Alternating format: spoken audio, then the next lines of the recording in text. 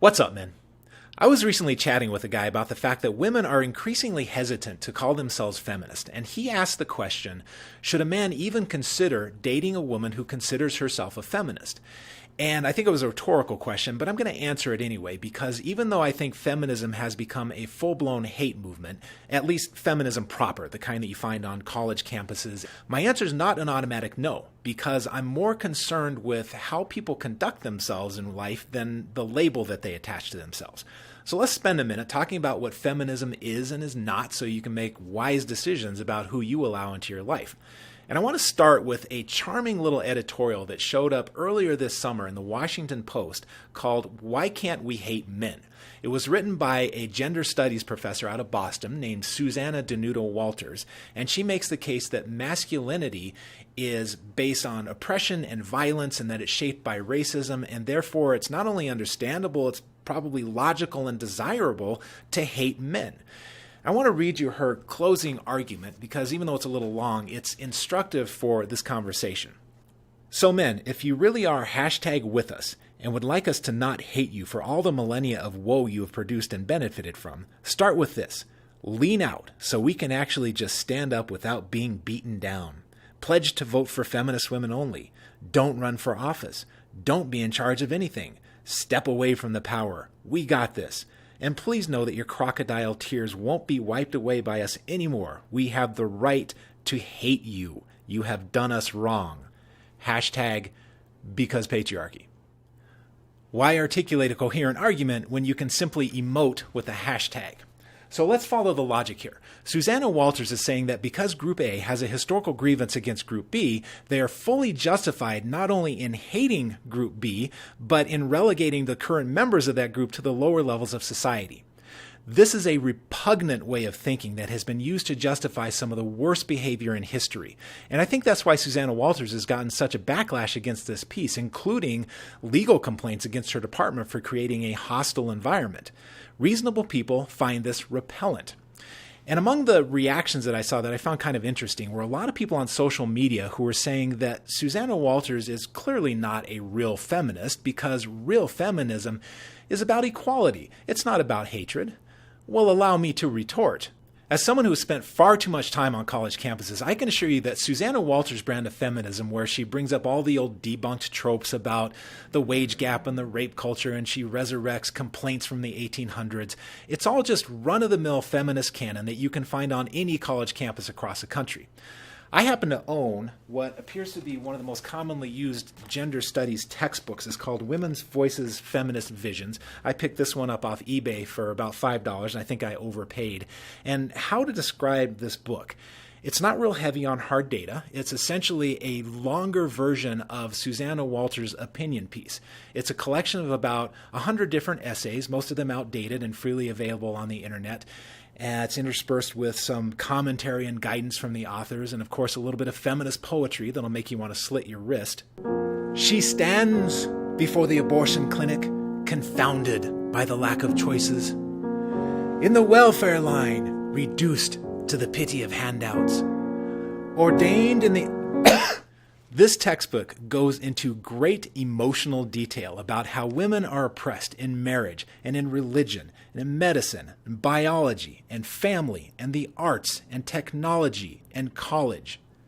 College, of all places, the one area in society where women are clearly outperforming men by a huge margin, this book still makes the case that women are systematically oppressed there. And by the way, just a brief aside to Susanna Walters and the authors of this book and any other intersectional or third wave or radical feminists, whatever you want to call yourselves, maybe this is why no one wants to join your crappy club for victims. You can't even celebrate a victory. It's depressing. Lighten up.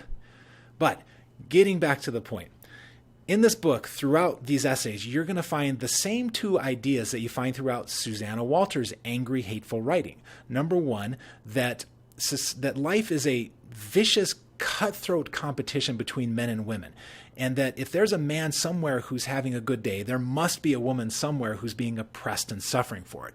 And number two, that every institution, from marriage to the criminal justice system, that whole list that I just rattled off, it's all designed by men to oppress women. Now, if you are a capable, intelligent, resourceful man, you're not going to date Susanna Walters, and she's not going to date you. So that's one bullet that you dodged. But there are thousands of Professor Walters across Western society, not all of them in gender studies departments, which means there are hundreds of thousands of impressionable young women who are being exposed to this ideology of oppression and victimhood and hatred and revenge. And if you partner with somebody who buys into this ideology, you're in for a rough ride. Because this idea that she is oppressed by some overarching patriarchy is not just an interesting political abstraction. It's how she sees herself in relation to the rest of the world. And after the honeymoon wears off, you become the embodiment of the reason she's unhappy and unfulfilled. You become her oppressor. And if, God forbid, things ever progress so far that you find yourself in divorce court or in a custody battle with somebody who believes they are fully justified in hating you and exacting their revenge, well, that's a hell of an adversary. Another treat you can look forward to if you date an intersectional or third wave or gender feminist is the fact that you're going to be held responsible for every problem that crops up in the relationship. Because remember, feminism teaches that a woman can't be accountable for her efforts or her outcomes because it's all a rigged game. And so it's very easy to take this belief that you're being oppressed by society when you don't get your way and drag it into a relationship and truly believe that you're being oppressed in the relationship when you don't get your way. Now, I don't want to overstate this because I frankly have not seen it that often. The vast majority of the women that I meet and work with are very motivated to know how they can change and grow and what they can do to help improve the relationship. They're team players. But I have never met a self-proclaimed intersectional feminist or anyone who's on the fringes of feminism that didn't drag their ideology into the relationship and make their partners absolutely miserable. Let me take a moment here and address any intersectional feminists who might be watching and perhaps you're concerned that I'm misrepresenting your ideology. And if that's the case, let me just assure you that I don't care because I understand your ideology. I worked next to feminists for 10 years on college campuses, and I watched how they threw their weight around when they didn't get their way, and I watched while they intimidated people who weren't towing the ideological line. And I've read the books and I've read the essays, as bleak as they are. And as a clinical psychologist, I've seen up close and personal how feminists can bully their way through relationships and how their indignation and their outrage is always conveniently right beneath the surface whenever they don't get their way.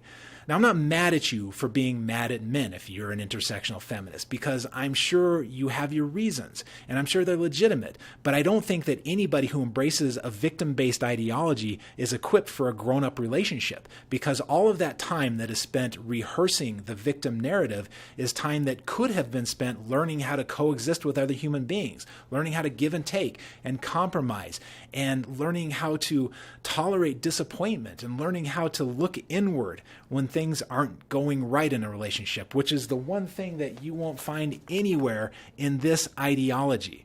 So my advice to men, respectfully, is to stay the hell away from intersectional feminists until they clean up their act and learn how to coexist with the other half of humanity.